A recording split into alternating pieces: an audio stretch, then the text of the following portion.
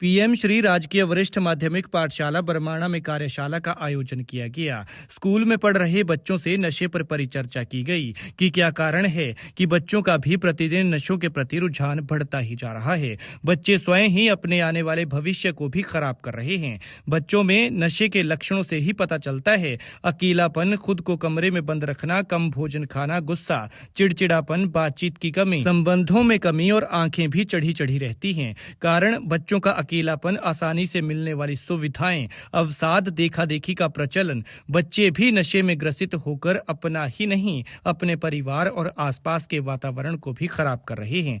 बच्चे भी अपने सहपाठियों को अपने साथ गिरफ्त में लेने की कोशिश कर रहे हैं। नशे से ग्रस्त बच्चों को कंट्रोल करने में अभिभावक भी असक्षम हो चुके हैं।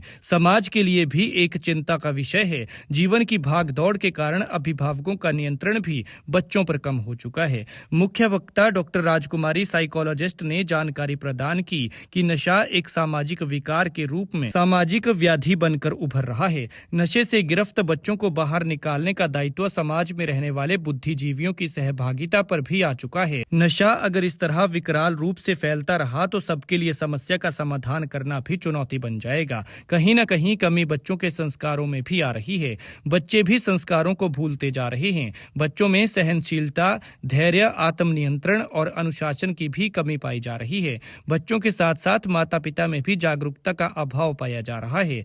एक मंच अभिभावकों को भी अपने विचार साझा करने के लिए मिलना चाहिए, जहां पर माता पिता और अभिभावक भी अपनी जानकारियों को साझा कर सकें। समस्या के समाधान में अभिभावक, बुद्धिजीवी वर्ग, शिक्षक वर्ग, युवा पीढ़ी, साइकोलॉजिस्ट की सहभागिता से सुनिश्चित हो सकता है। आवश्यकता सभी को एक पहल करनी होगी, जो कि असंभव नहीं है। युवाओं को नशे की गिरफ्त से बाहर निकालना भी संभव हो सकता है। डॉक्टर राजकुमारी साइकोलॉजिस्ट ने युवाओं से भी आग्रह किया है कि समय समय पर आप भी नशे से ग्रसित बच्चों, दोस्त, मित्रों को काउंसलिंग के लिए साइकोलॉजिस्ट के पास परामर्श के लिए ले जाएं। युवा खुद भी नशा ना करें। अपना बचाव युवा खुद भी आत्मनियंत्रण से कर सकते हैं। परामर्श के माध्यम से भी युवाओं को नशा छोड़ने के लिए प्रेरित किया जा सकता है। परिवार भी बर्बादी की तरफ जा रहे हैं। नशे का प्रभाव आसपास के वातावरण पर भी हो रहा है। बच्चे नशे और आने वाली पीढ़ी को भी बर्बाद कर रहे हैं। बच्चे कैसे कंट्रोल कर सकते हैं कि नशे की तरफ ना जाया जाए और कैसे इससे बचाव कर सकते हैं।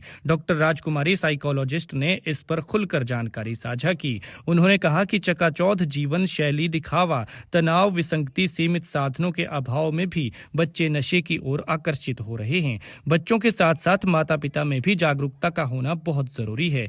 पीएम श्री राजकीय वरिष्ठ माध्यमिक पाठशाला महाविद्यालय बरमाणा की प्रिंसिपल श्रीमती नीलम, शिक्षक वर्ग, स्टाफ के सदस्य इस कार्यशाला के दौरान उपस्थित रहे। 1-1.5 घंटा जो मैं कहूंगी, अपनी सहनशीलता से उसको ग्रहण करने की कोशिश करेंगे और अपने जीवन में अपनाने की कोशिश करेंगे। खुद भी सुधरेंगे और अपने आसपास के बच्चों को और वातावरण को भी सुधारने की कोशिश करेंगे, क्योंकि आने वाले समय के कर्णधार आप बच्चे हैं।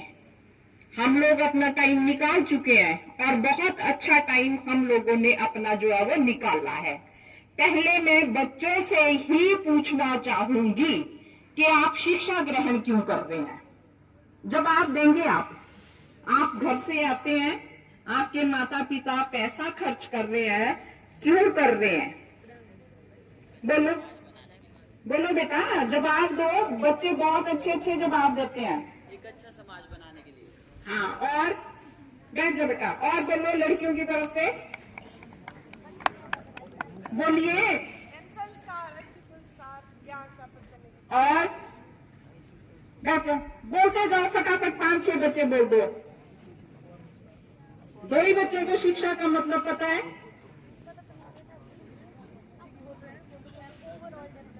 हाँ, ओवरऑल डेवलपमेंट के लिए। और लड़कों की तरफ से,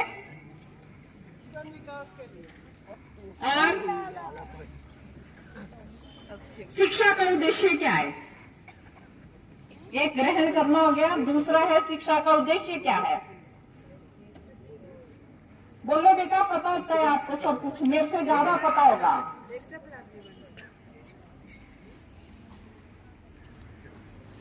क्या उद्देश्य है शिक्षा का? इधर से लड़कियां बताएंगे आप बड़े होके क्या बनोगे, बताओ।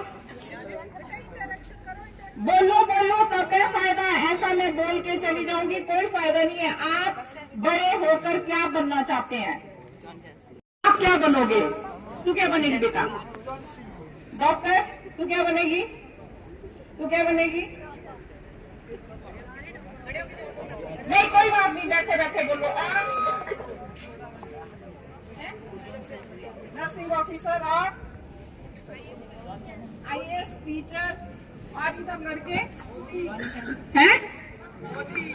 मोदी तो मैंने एक एग्जाम्पल दिया, आपने बोल दिया सब मोदी नहीं बनेंगे।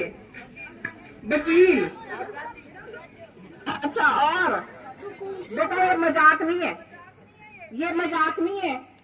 यही चीज तुम लोगों में कमी पाई जा रही है, ये जो भेड़ चाल है। मैंने बोला मेरे पीछे चल पड़े। और फुटबॉलर और ठीक है, पेट भर जाएगा सारी उम्र के लिए।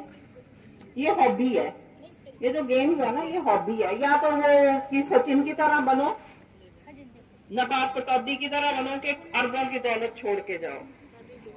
फुटबॉलर थोड़े समय को चलता है, बॉलर थोड़े समय को चलता है। हमारी जो शिक्षा का मुख्य उद्देश्य है, ये दो तरह की है। ये हमारा दो तरह से विकास करती है। एक व्यवहारिक शिक्षा है और एक प्रोफेशनल शिक्षा है। व्यवहारिक शिक्षा जो है वो हमें अच्छा इंसान बनाती है। समाज में कैसे रहना है, समाज के लोगों से कैसे डील करना है, घर में, घर के बाहर किस वातावरण में हमने कैसे सामंजस्य स्थापित करना है, प्रमुख उद्देश्य है। अगर आपने रामायण और महाभारत पढ़ी होगी या देखी होगी, वहां पे क्या होता था? माता पिता संस्कारों के साथ बच्चे को गुरु के सुपुर्द कर देते थे और वो बच्चा 25 वर्ष तक गुरु के पास रहता था। वो बच्चा भूखा है, उस बच्चे के पास कपड़े नहीं है,